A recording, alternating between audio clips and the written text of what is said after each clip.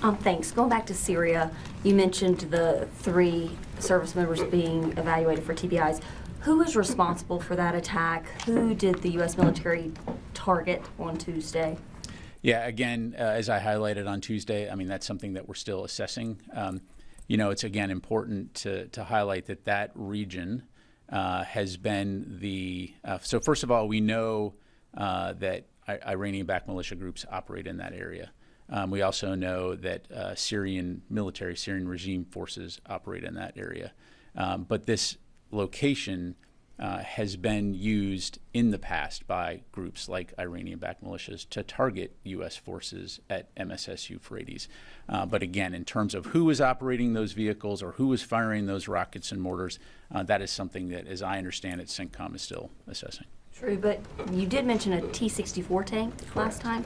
Isn't that normally something that's used by the Syrians or the Russians, not Iranian militia groups? Entirely possible, Carl. Again, as I just highlighted, I mean, we do know that there are Syrian regime forces in that area, but in terms of at that moment and who is doing what, that's something that, again, as I understand it, CENTCOM's still looking at. So. Okay, and then one last one on Ukraine.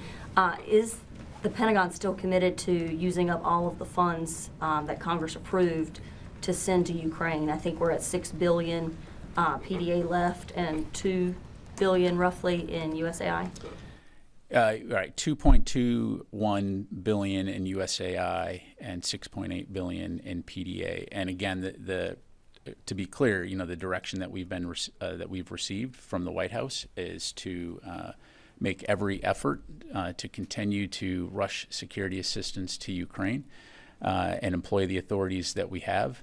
And we're doing exactly that. I mean, the thing that hasn't changed is the sense of urgency within the department in terms of supporting Ukraine, understanding that the fight that they're in, and we've been doing that for upwards of 3 years, almost 3 years now, and we'll continue to do that and continue to ensure that we're speaking with them and our allies and partners to enable Ukraine to defend its freedom and its sovereignty.